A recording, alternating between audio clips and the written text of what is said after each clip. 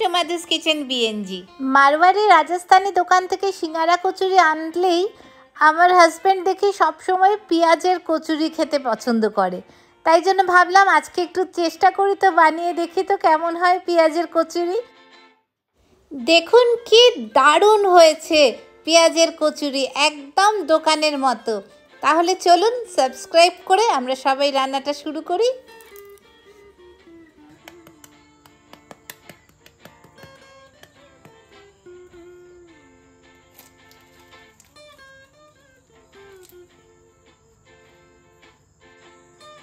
যোধপুরের পেঁয়াজ কচুরি বানাতে প্রথমে 1.5 কাপ ময়দা লাগবে, হাফ টিস্পুন জোয়ান লাগবে, হাফ টিস্পুনের থেকে একটু কম নুন লাগবে,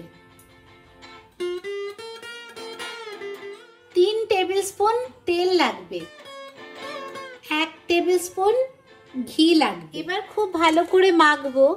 আমরা বাঙালিরা তো এত ঘি খাই না, তাই জন্য আমি ঘি কম দিয়ে তেল বেশি দিলাম। আপনারা যদি চান তাহলে 4 টেবিল স্পুন ঘি দিতে পারেন। জল দেওয়ার আগেই এইভাবে মাখছি। এইবার দেখুন এই যে হাতে মুঠো করছি, এরকম একটা তৈরি হয়েছে, এরকম চাপ দিলে ভেঙে যাচ্ছে, এর মানে ময়ানটা ভালো হয়েছে। এই যে এরকম মুঠো করলে এটা হয়ে যাচ্ছে। এমনি যদি ময়ান না দিতেন, তাহলে তেল ঘি না দিতেন, তাহলে ঠিক হতো না এটা। এই যে মুঠো করলে একটা হয়ে যাচ্ছে, একটু চাপ দিলে গুঁড়ো হয়ে যাচ্ছে, এর মানে ভালো ময়ানটা ঠিক আছে। খুব অল্প অল্প জল দিয়ে লুচির ময়দা মাখার মতো এটাকে মাখবো। এই জলটা কিন্তু রুম টেম্পারেচারের হবে, না ঠান্ডা না গরম। খুব কম পরিমাণে জল দিয়ে আস্তে আস্তে এটা মাখতে হবে। মাখাটা কমপ্লিট, খুব ভালো করে মাখা হয়ে গেছে, একটা টাইট ডো হয়েছে। এটাকে এবার ঢাকা দিয়ে রেখে দিচ্ছি আর পেঁয়াজের পুরটা বানাচ্ছি।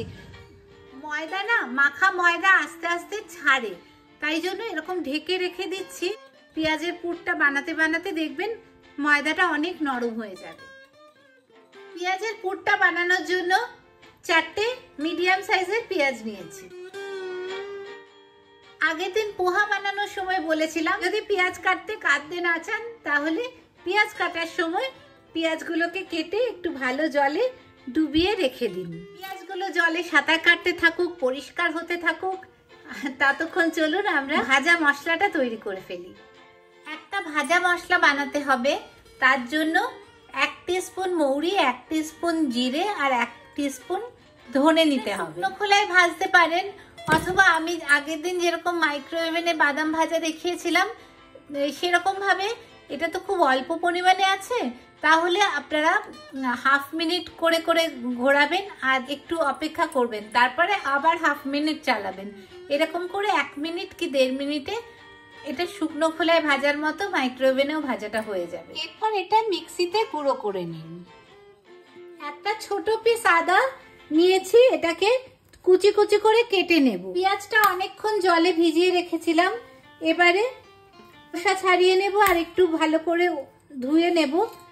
দেখুন এখন যদি আমি পেঁয়াজটা কাটি আর একদম চোখ জ্বলবে না। অমলেট বানানোর সময় যেরকম পেঁয়াজ কুচি কুচি করি, সেরকম ভাবে পেঁয়াজটা কুচি কুচি করে নিতে হবে। 1 টেবিল স্পুন তেল, 1 টেবিল স্পুন ঘি লাগবে। তেল গরম হয়ে গেছে, 1 পিঞ্চ বা একটুখানি হিং দেব। মশলাটা তৈরি করেছি সেটা দিয়ে দেব। তেলে একটু মিশিয়ে দিয়েই পেঁয়াজটা দিয়ে দেব, না হলে কিন্তু পুড়ে যাবে। এবার পেঁয়াজটা ভাজা হচ্ছে, আদা কুচিও দিয়ে দেব আর মিশিয়ে দেব।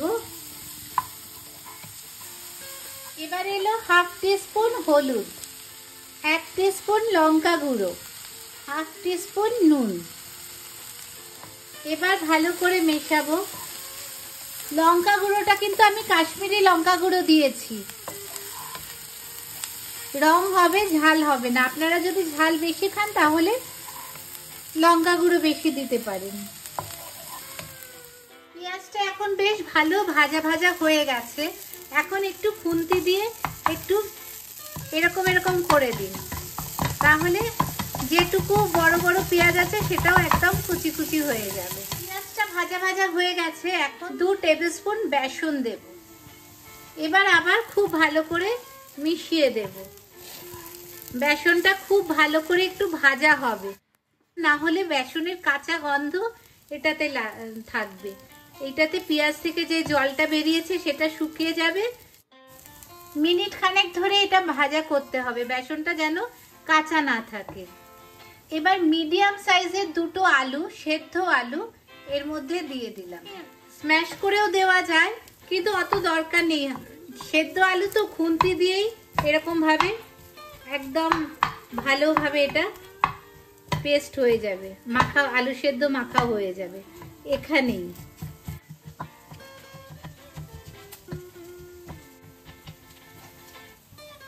দেখুন আলু, পেঁয়াজ, বেসন সব একসাথে একদম সুন্দরভাবে মিশে গেছে। অনেকটা ধনেপাতা কুচি ভালো করে ধুয়ে জল ঝরিয়ে রেখেছি, এটা এর মধ্যে দিয়ে দেব।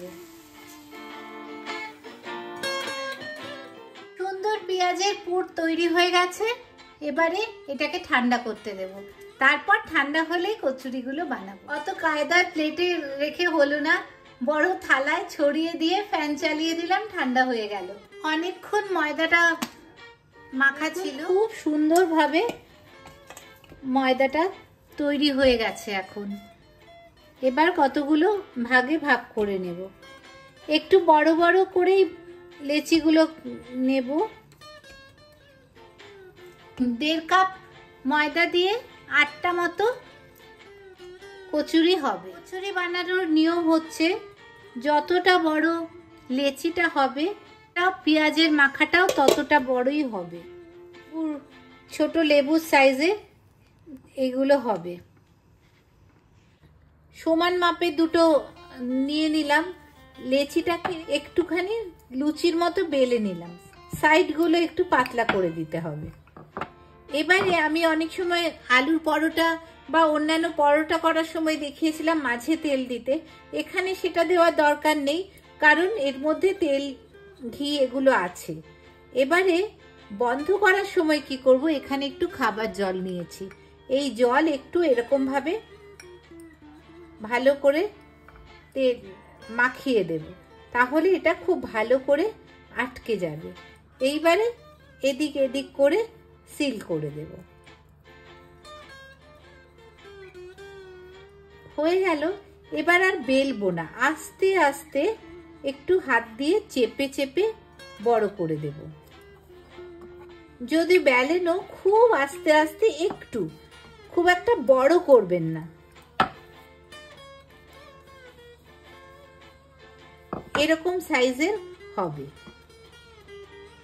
এবার আরেকটা টিপস, খুব সামান্য ময়দা নিন, এই যে ভালো জল, এটা এর মধ্যে দিন, স্পুন দিয়ে বা হাত দিয়ে একটু এরকম একটা ঠিক আঠার মতো বানান, এই যে এরকম।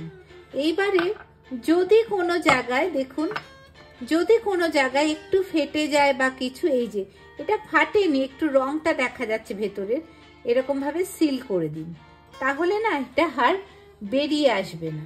আমি ডেসক্রিপশনে কি কি লাগবে, কতটা করে লাগবে সেটাও দিয়ে দেব।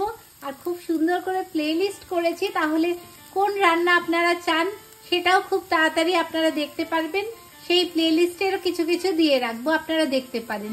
আর এমনিও রান্না খোঁজার জন্য, ভিডিও দেখার জন্য আপনারা প্লেলিস্ট দেখতে পারেন।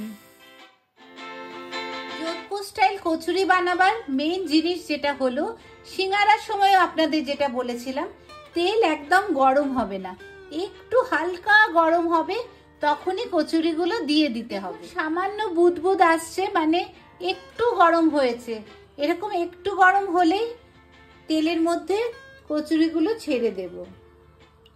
এই যে দেখুন আস্তে আস্তে এটা হচ্ছে, এটা আস্তে আস্তে হয়ে ওপরে উঠে আসবে, ততক্ষণ আমি এটাতে কোনো রকম হাত দেব না। এই যে দেখুন এখন আস্তে আস্তে উপরে উঠছে, এখন এদিক থেকে তেলটা দিতে থাকবো, তাহলে দেখবেন একদম ফুলে উঠবে। খুব আস্তে আস্তে, একটু সময় লাগবে, কিন্তু রাধা বল্লভী বা কচুরি বানানোর মতো দিয়েই গরম তেলে দিয়েলেই হবে না, এটা খুব আস্তে আস্তে তৈরি হবে সিঙ্গারার মতো। কচুরিটা ফুলে ফুলে ওপরে উঠে এসেছে। এবার আমি আস্তে করে কচুরিটাকে উল্টে দিলাম।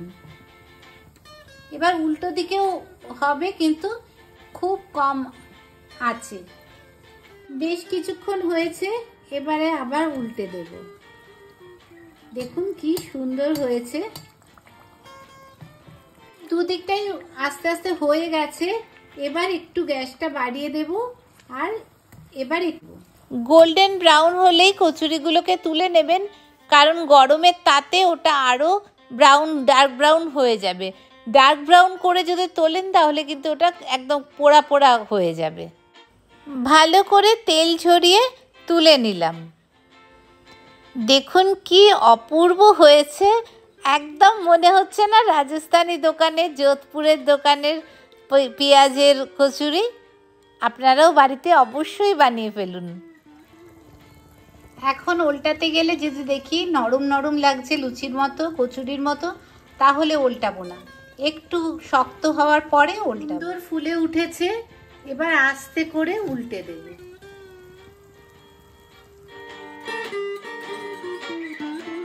দুদিকটাই খুব ভালোভাবে হয়ে গেছে, সুন্দর ফুলে উঠেছে। এইভাবে কিছুক্ষণ ধরে তেলটা একদম ঝরিয়ে দিচ্ছি।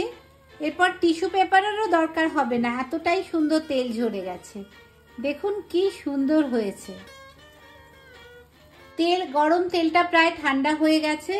এখন আবার আমি পরের কচুরি ছেড়ে দিলাম। এখন আমি গ্যাসটা জ্বালাবোই না, পাশে রেখে দেবো। আস্তে আস্তে যখন উঠবে, তেলটা একটু আরো ঠান্ডা হয়ে যাবে, তখন আমি গ্যাসটা জ্বালিয়ে দেব।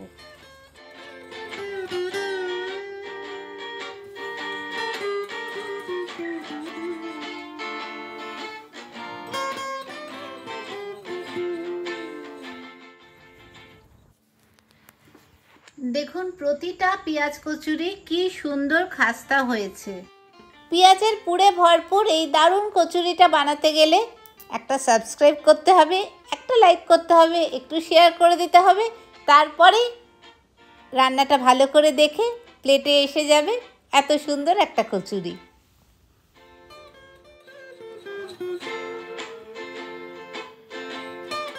বাড়ির বাচ্চা কচুরি ছিনতাইকারীরা আসার আগেই তাড়াতাড়ি একটা ফটো তুলে নিন। একটা কেটে দেখাই কি ভালো হয়েছে। এই যে দেখুন, আওয়াজও শোনা যাচ্ছে।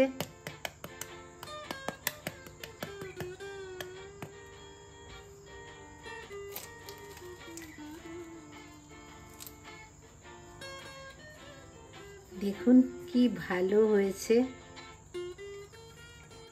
দেখুন পেঁয়াজের পুরে ভর্তি পেঁয়াজের কচুরি। ভালো থাকবেন সবাই। Thank you.